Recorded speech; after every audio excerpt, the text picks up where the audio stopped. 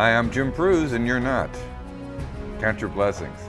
Our top story again this week is Egypt, where quite a mess is going on over there.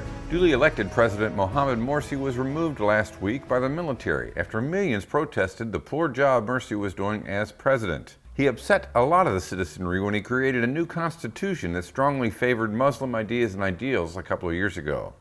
Perhaps with a robust economy and a little more of a gentle touch, Morsi might have gotten away with that. But the Egyptian economy has not rebounded since Morsi was elected.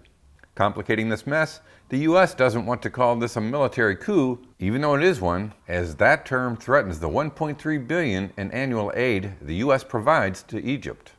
Now, just yesterday, over 50 Morsi supporters were killed in gun battles, and regardless of which side you speak to, it seems the other side started the violence.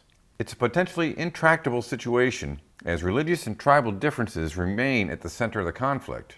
But there is a way out, a way forward. It's called understanding and allows people to think and act differently than we do without feeling threatened.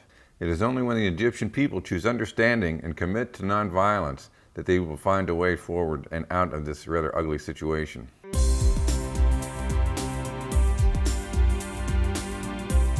According to the Red List for Threatened Species, they've added another 4,000 or so, bringing the total to over 20,000 species threatened with extinction. Yes, it's the usual suspects: loss of habitat, bad agricultural practices, deforestation, pollution, climate change. You know, the Iroquois Indians spoke of sustainability in terms of 7 generations. So, how does the Earth look 7 generations, say 175 years from now? Pretty ouchy. On the bright side, we're still here and we're still breathing. And while most change throughout human history has been slow and gradual, there have been times when transformational change has taken place. And by gosh, by golly, we could certainly use that now.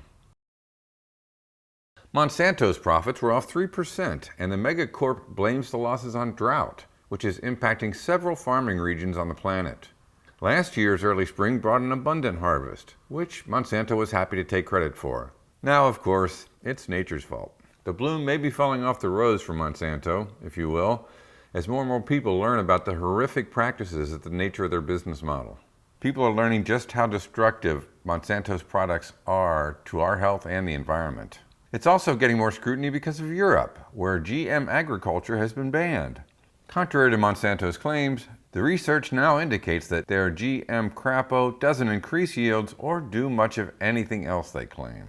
What it does do is pollute to high heaven and ruin farmers' lives as it demands payment for its patented seeds. Well, after being harassed and chastised that the World 5.0 platform is still too clunky and too long at 10 points, I've simplified the platform down to 5 points, each point being one word: peace, government, localism, food, and learning. Now I just have to flesh it out a little bit, but we're on track. More coming soon. Here in Cincinnati, the Smale Riverfront Park is receiving rave reviews, including the prestigious NRPA 2013 Facility or Park Design Award. All right, screw the awards. It's a fun space to hang out or wander through. Close to Great American Ballpark and the banks, the Smale Park adds to our many riverfront treasures.